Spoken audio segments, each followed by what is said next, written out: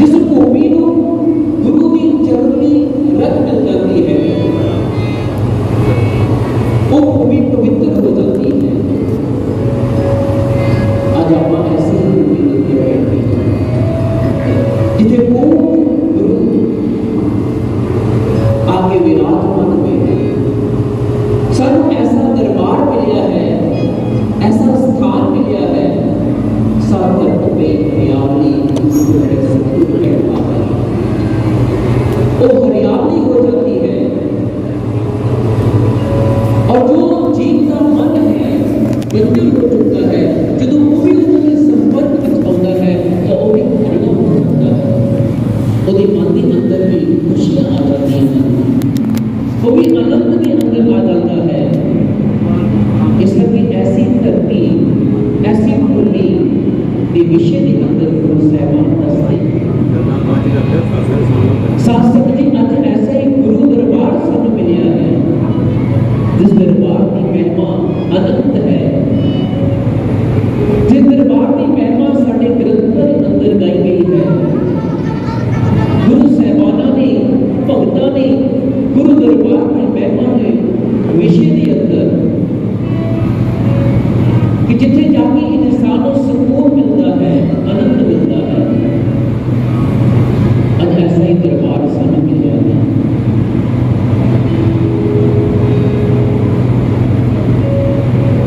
सो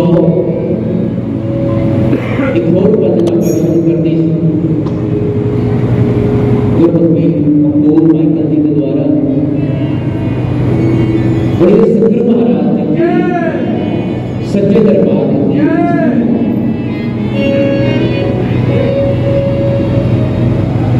बोलिए सतगुरु महाराज की सच्चे दरबार की पावनों के लिए सतगुरु महाराज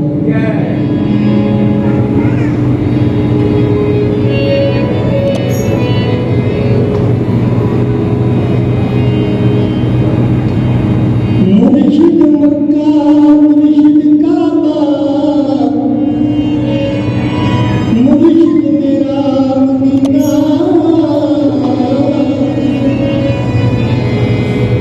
सब दुनिया तो थोड़ा मुर्शिद जड़िया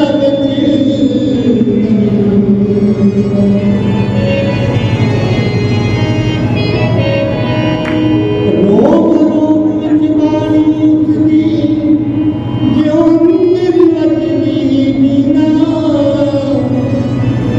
माइकल मुर्शिद मुर्शिद तकदा ओ रब दा रूह हकीम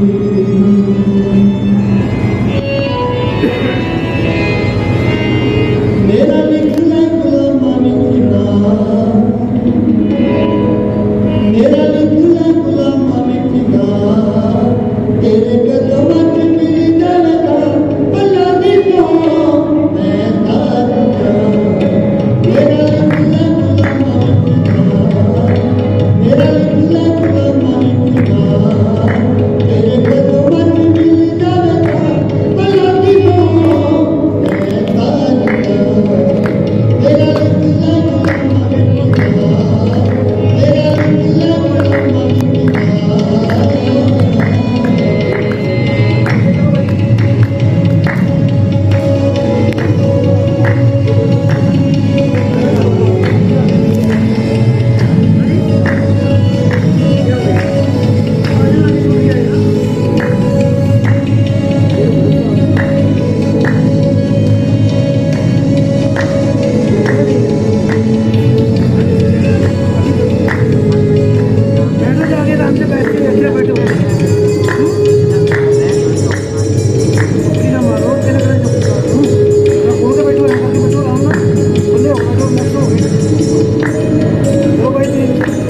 डॉक्टर साहब को जाना मैं ताऊ पीछे बैठा था मैं इतने सर्विस होती अद्धे घंटे तक बुलाया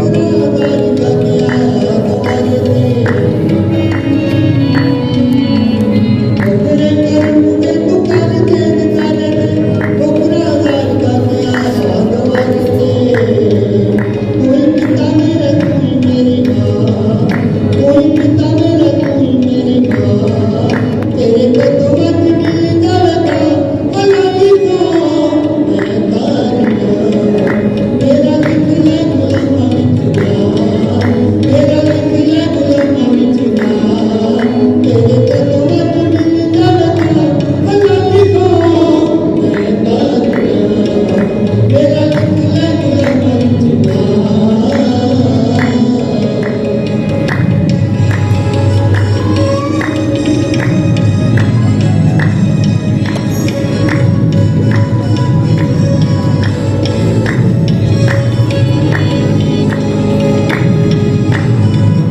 ਅੱਗੇ ਚਲੇ ਜਾਓ, ਉਹਨਾਂ ਨੇ ਠਾ ਦੇਣਾ ਫਿਰ ਵੀ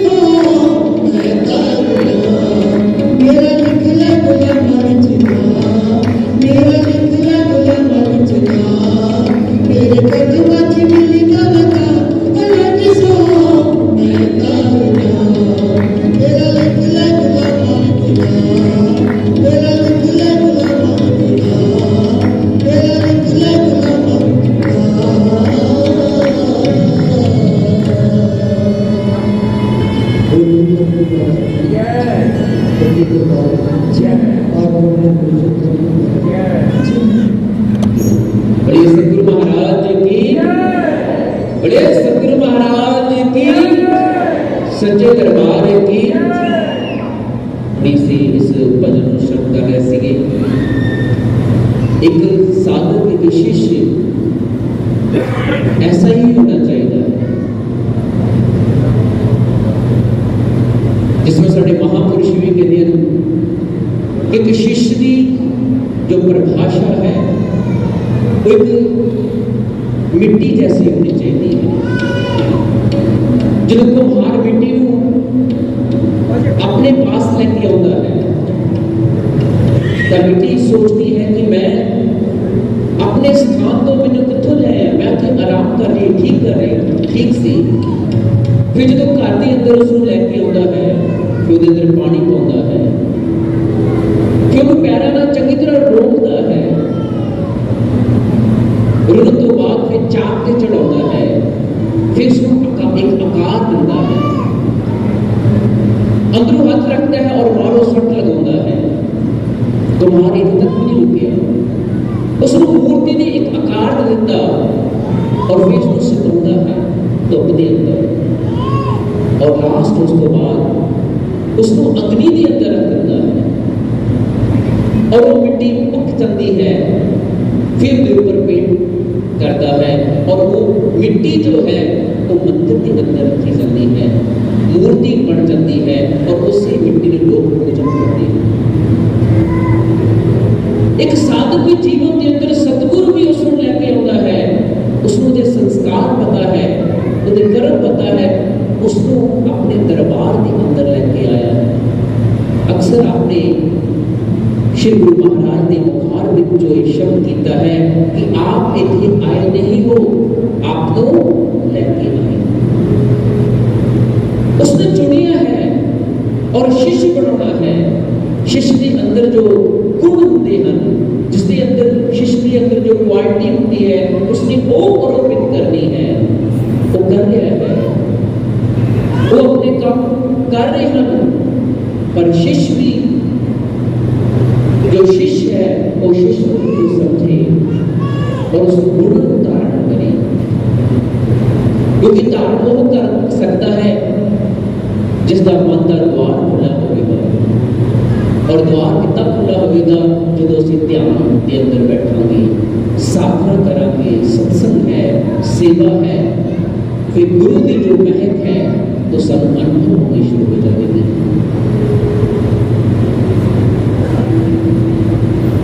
इस करके साडे महापुरुष कहते हैं एक साधक नूं जो साधक के गुण हैं वो कितना होर बदल, इस करके सत्संग की जरूरत पैती है, उन्हें विचारों की जरूरत पैती है, साप्ताहिक सत्संग की जरूरत पैती है, क्योंकि मन बार बार संसार के अंदर साडे कर्म जो हैं बार बार साडे अगे आ जाते हैं, सानू भक्ति मार्ग तो पिछे धकेलण वास्ते वो अगे खड़े हो जाते हैं। जो ही असीं भक्ति मार्ग के अंदर अगे बढ़ते हैं वो सानू फिर पैर फड़ के पीछे खिंचना चाहते हैं, पर गुरु फिर बार बार सानू विचार दिंदे हैं, गुरु महाराज जी फिर सानू सेवा दिंदे हैं, सानू साधना लई प्रेरित करते हैं और असीं फिर उस भक्ति मार्ग के अंदर अगे बढ़ जाते हैं। इसलिए अज वो समा है, अज वो मौका है, अज गुरु महाराज ने सानू एक अवसर दिता है, मौका दिता है कि असीं उहदी सेवा उहदी साधना कमा लईए।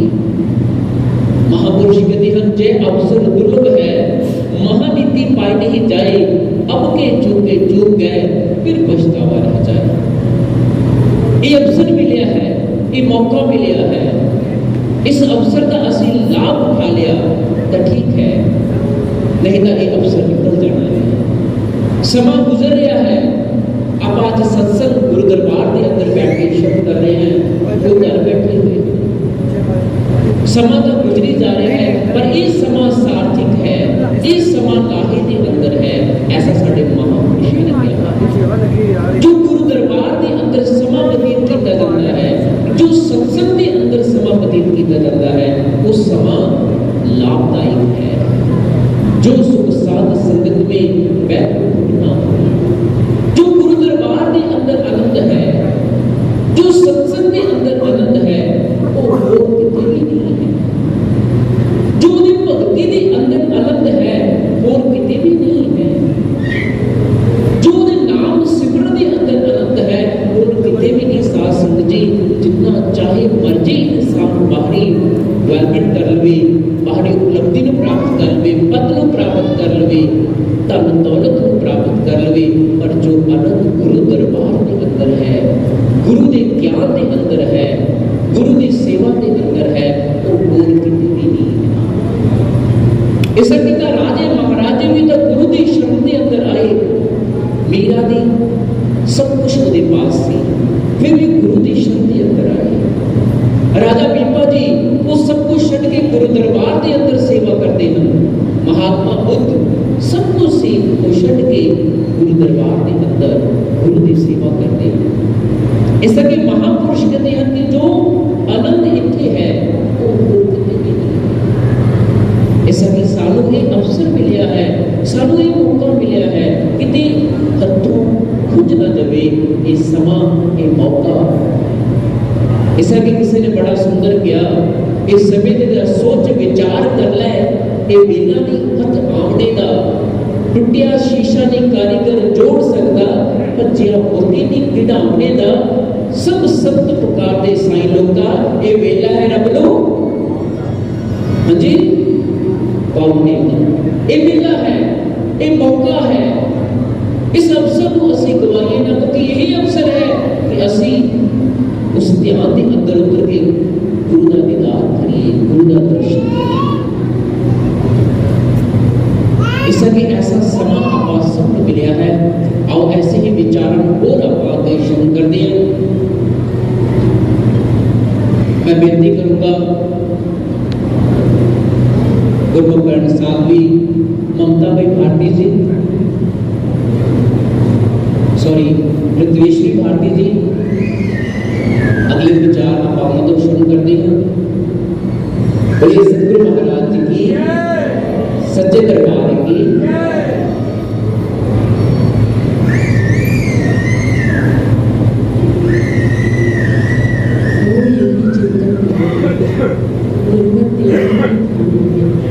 सांसों की सतह में बजती भरकर तेरी तान, जन जन का मंगल करवाई हो यही भावना। ज्ञान भरो, ज्ञान उजाला भरो मन में, स्वीकार करो कि विप्रार्थना, स्वीकार करो कि विप्रार्थना। बोलिए श्री आशुतोष भगवान की जय, साचे दरबार की जय।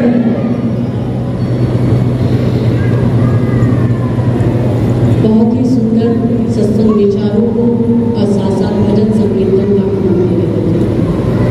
आज फिर से हमें इस अवसर मिला है दिव्य ज्योति के इस दिव्य प्रांगण में बैठने का और उन विचारों को साझा करने का जिसके लिए हमें सदैव हमारे गुरुदेव सर श्री आशुतोष महाराज जी हर समय प्रेरणा का स्रोत रहे हैं। हर समय हमें उन्होंने समझाया है कि इस भक्ति पथ का अनुसरण किस प्रकार से करना है, किस प्रकार से इस भक्ति पथ पर चलते हुए अपने लक्ष्य को प्राप्त करना है। और हम सबका लक्ष्य एक ही है, अपने गुरुदेव को पा लेना, अपने गुरु को दर्शन करना। लेकिन चलिए बात करते हैं गुरुदेव को प्रसन्न करने के लिए शुरुआत कहाँ से होती है? गुरु आज्ञाओं से। गुरु महाराज जी की वो आज्ञाएं जो हमें इस भक्ति पथ पर आगे लेकर चलती हैं। साधना, सेवा, सत्संग, गुरु दर्शन, ये आज्ञाएं तो साथ में है ही है, लेकिन उसके साथ एक और आज्ञा जो जाती है और वो है प्रार्थना। हर समय गुरु के समक्ष प्रार्थना। कहते कई भक्तों के लिए प्रार्थना सांप्रदायिकता हुआ करती है और कहते कई भक्तों के लिए प्रार्थना अपने हृदय की संभाषा को गुरु के सामने व्यक्त करने का अवसर होती है। उधर गुरु आगे की गल चल रही है। प्रार्थना का शाब्दिक अर्थ क्या है? प्रार्थना का अर्थ होता है पार्थ धातु से लिया गया भाव, अपने से विशिष्ट के आगे विनम्रता पूर्वक झुक जाना, उनके आगे अपना सर्वस्व अर्पण कर देना, यही है प्रार्थना। आज विचार करेंगे कि प्रार्थना तो हर व्यक्ति कर रहा है, हर कोई कर रहा है। संसार का हर व्यक्ति ईश्वर के आगे प्रार्थना करता है, चाहे वो ज्ञानवान है, चाहे वो अज्ञानी है।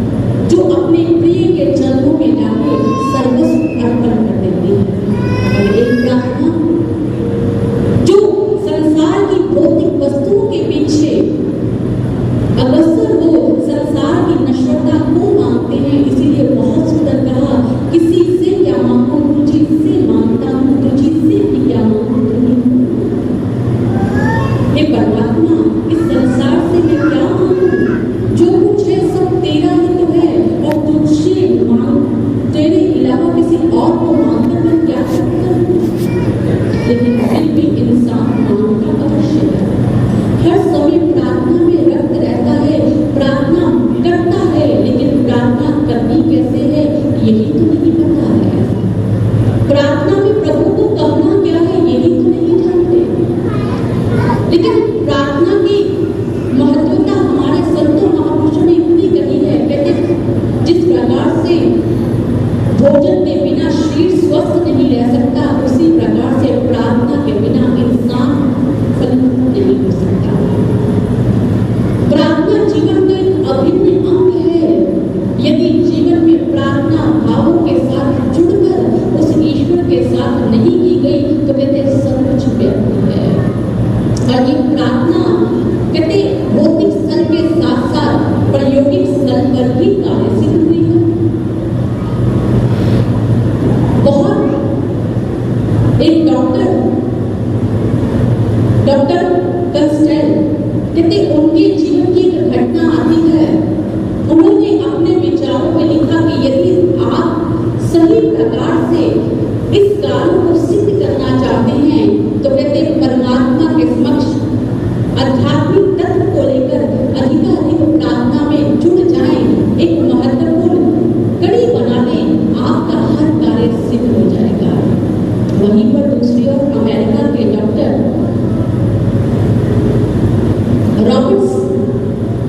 रॉबर्ट राइस कहते हैं, उन्होंने अपनी किताब अक्टूबर 1987 में प्रकाशित हुई डायरेक्ट्स में लिखा है।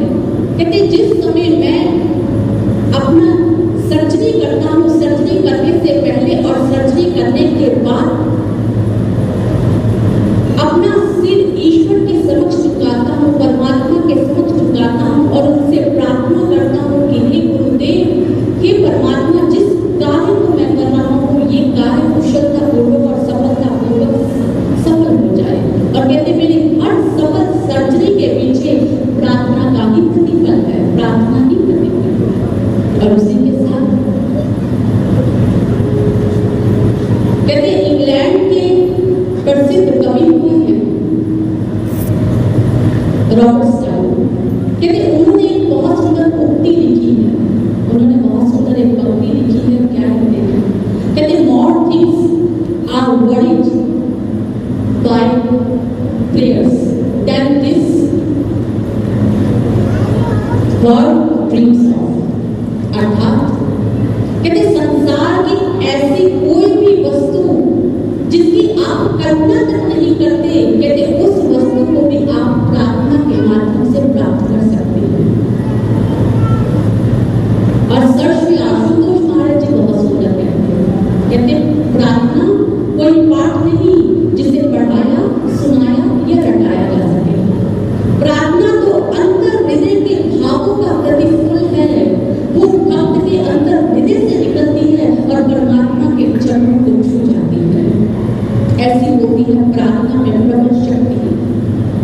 प्रार्थना संसार के लोक कल्याण के लिए की जाती है, विश्व के कल्याण के लिए की जाती है। इसीलिए सर श्री आशुतोष महाराज जी हमेशा कहते हैं जब भी आप प्रार्थना में रखो सब कल्याण की इच्छा प्रकट करें, सारे संसार का भला मांगे।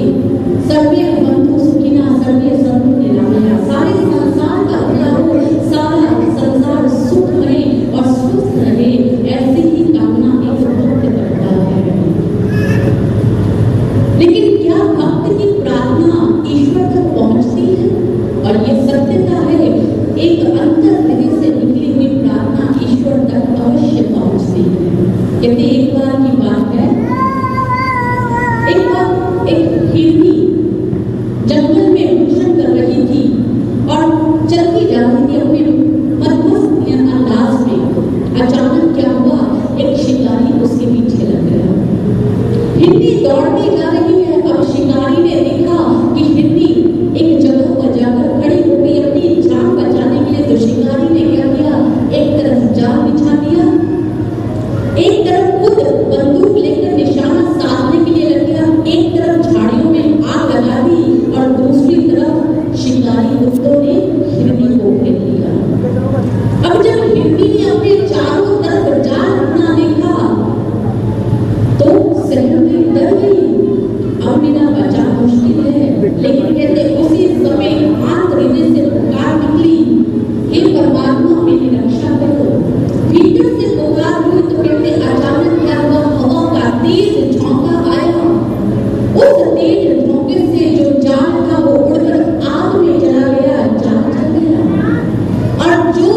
शिकारी निशाना साधे बैठा था, उसका निशाना चूक गया और वो निशाना जाकर शिकारी कुत्तों को लग गया और इसी प्रकार से हिरनी की जान बच गई। है तो ये छोटा सा किस्सा, एक छोटी सी कहानी, लेकिन इससे बहुत बड़ी सीख मिलती है।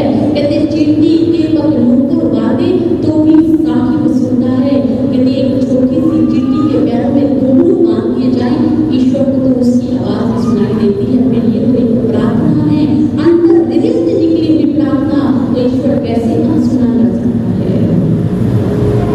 ईश्वर अपने भक्त की हर प्रार्थना को स्वीकार करता है, लेकिन केवल मात्र वो भावों से पिघली हो, अंतर हृदय से निकली हो, केवल मात्र ऊपरी मन से नहीं।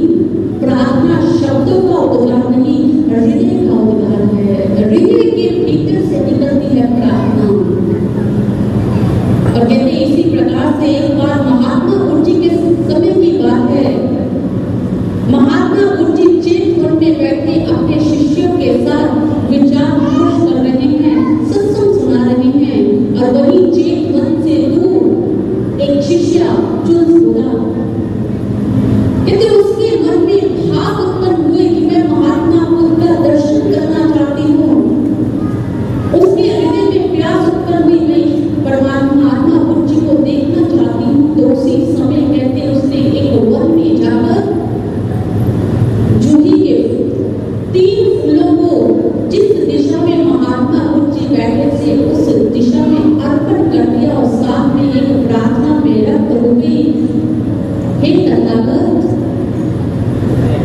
मैं आपके श्री चरणों में नतमस्तक होती हूँ और आपसे प्रार्थना करती हूँ कि कल सुबह का भोजन आप हमारे यहाँ ग्रहण करें अपने शिष्यों के साथ और अपनी इस दासी को दर्शन देने की कृपा करें।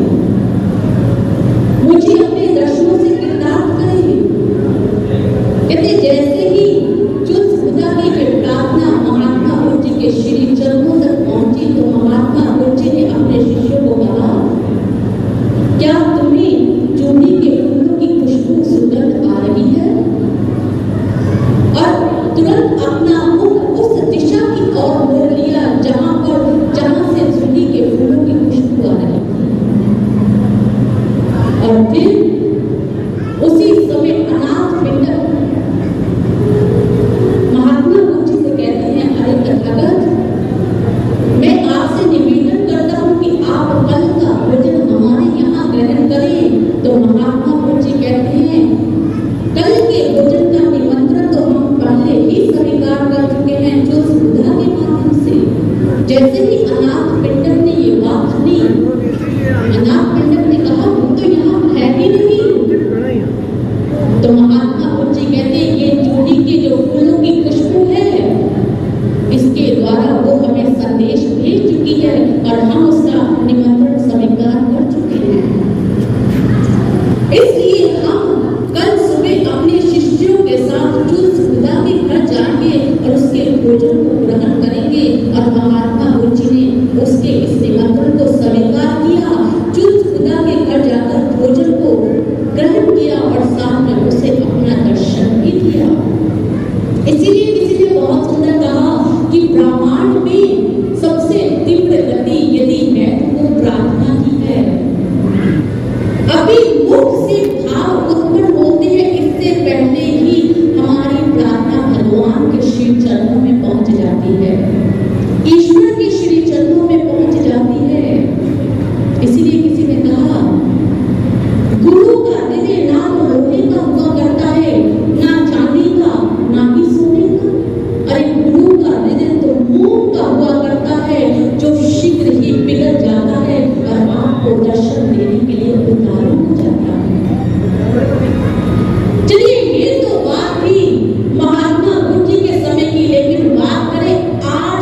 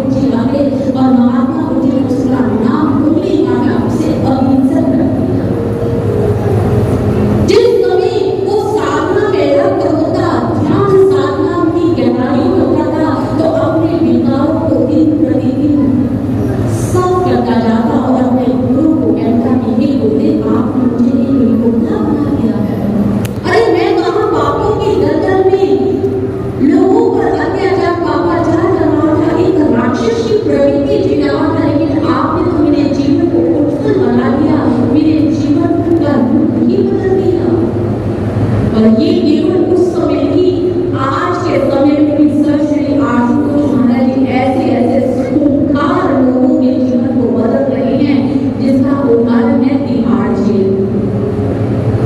तिहाड़ जेल एशिया की सबसे बड़ी जेल है, जहां पर ऐसे अनेक खूंखार कैदी हैं जिन्होंने ना जाने कितने ही अपराध बोध किया है, कितने ही अपराध किए हैं, अपराध बोध से ग्रसित अपने जीवन को समाप्त करने की कगार पर है। और कईयों के मन में तो यहाँ तक विचार है कि जिसने हमें यहाँ तक पहुँचाया उसके घर को सर्वनाश कर देंगे, उसे समाप्त कर देंगे।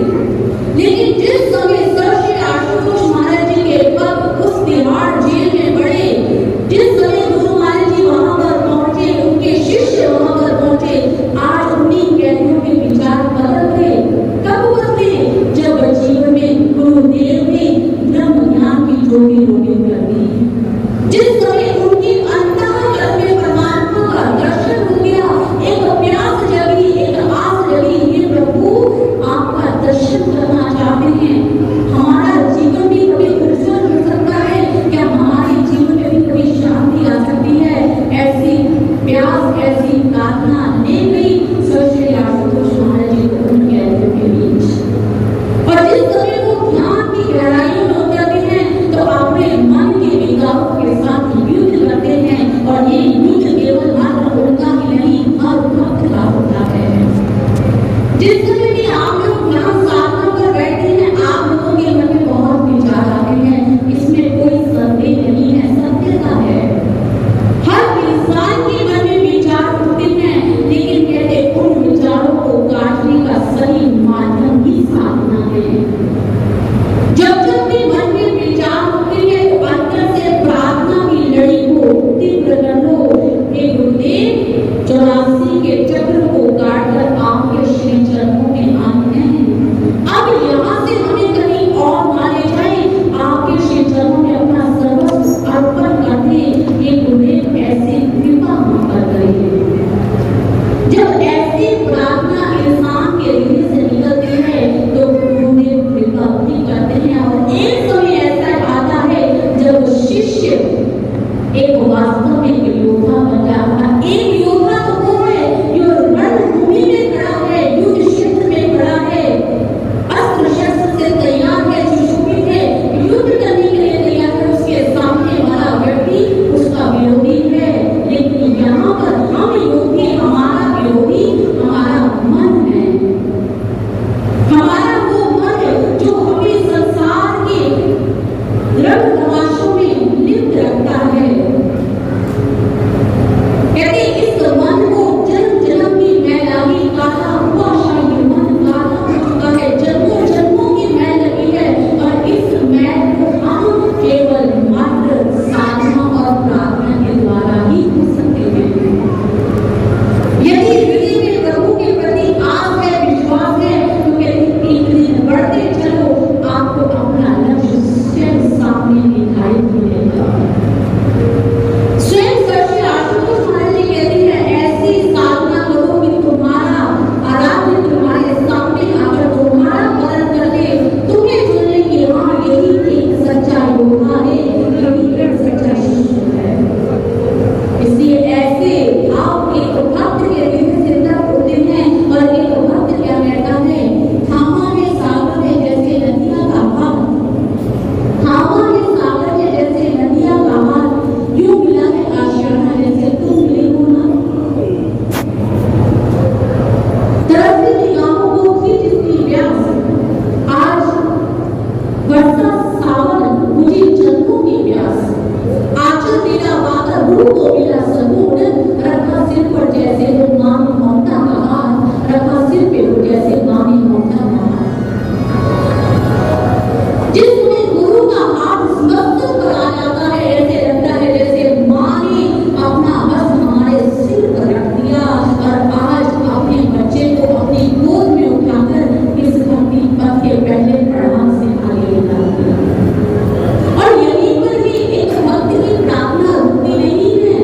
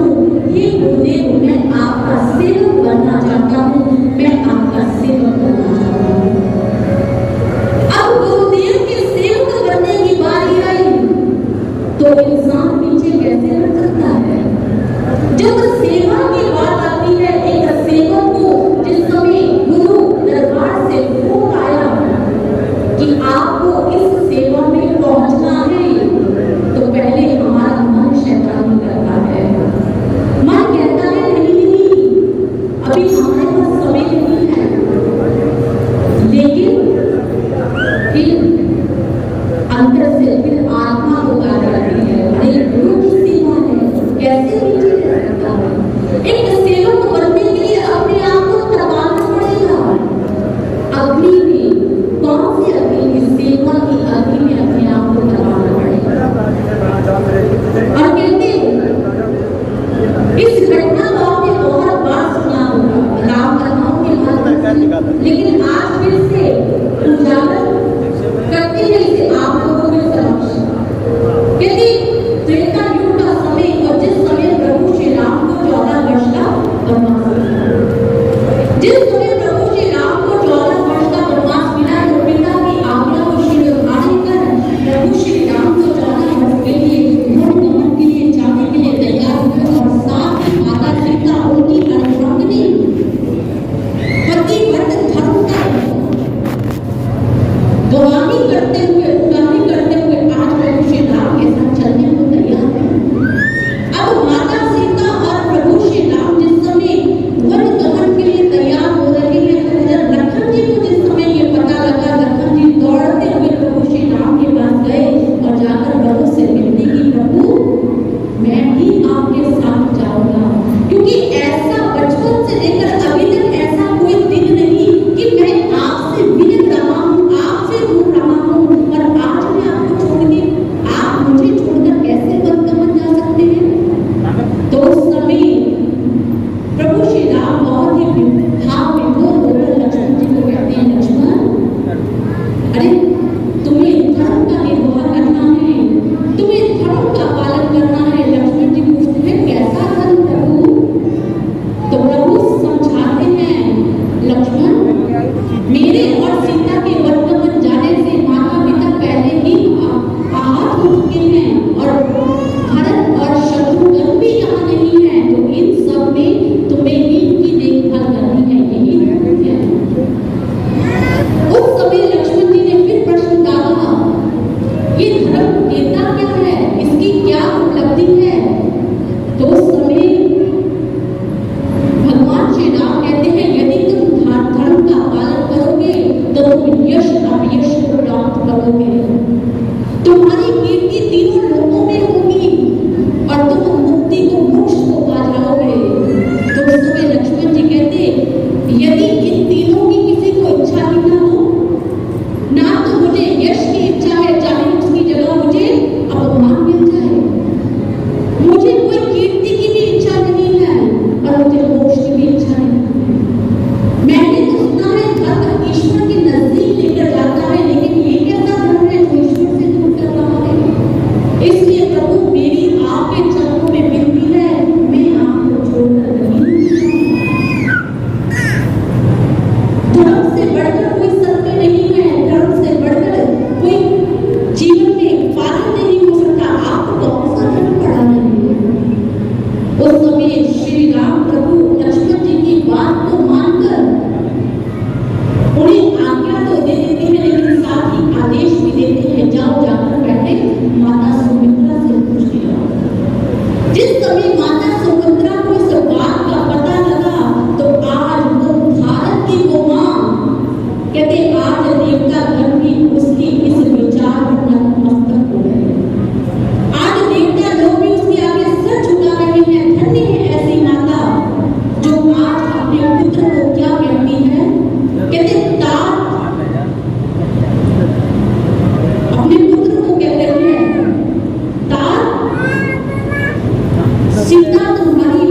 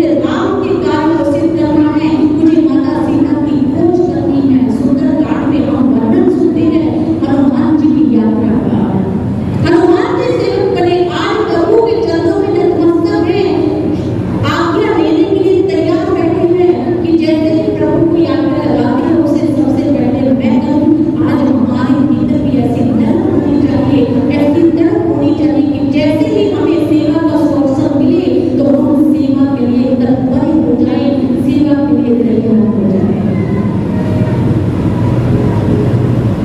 इसलिए हमें हमेशा सेवा के लिए तत्पर रहना चाहिए, सेवा के लिए तैयार रहना चाहिए। क्योंकि गुरु जब जब भी हमें दर्शन देते हैं, जब जब भी श्री आशुतोष महाराज जी के संग हमें बैठने का अवसर मिला, महाराज जी एक ही बात कहते हैं, उठो जाओ कुछ करने का समय है, बैठने का समय नहीं। बहुत समय हो गए बैठे हुए, लेकिन अब कुछ कर दिखाने का समय है। और करना क्या है? साधना में रत होना है, सेवा में रत होना है, प्रार्थना में रत होना है। जिस समय इन सभी चीजों को अपने जीवन में उतार दिया तो हमें इस भक्ति पथ से कोई भी नहीं निकाल सकता, ना हमारा मन, ना कोई शैतान। लेकिन शर्त यही है, अपने गुरु की आज्ञाओं को परिपूर्ण करें। क्योंकि यदि आप गुरु को प्रसन्न करना चाहते हो तो गुरु की आज्ञाओं को शुरुआत नहीं करते। बहुत उम्मीदें हैं सदगुरु को अपनी संतानों से, बहुत उम्मीदें हैं। वो संतानें केवल हम ही नहीं है, वो आप सब हैं। संसार का वो हर व्यक्ति गुरु महाराज जी की वो प्रिय संतान है, जिन्हें वो ब्रह्म ज्ञान प्राप्त है, और जिन्हें नहीं भी प्राप्त उनके लिए भी हमेशा सद्बुद्धि और हमेशा कल्याण ही मांगना है। यही सिखाते हैं श्री आशुतोष महाराज जी हमें।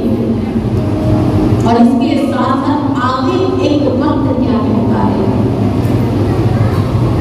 आगे फिर भक्त कहता है, श्वास श्वास में वो आपका आराधन ऐसा सुनना चाहता हूँ, तेरे रंग में रंग जाऊं ऐसा पात्र बनना चाहता हूँ।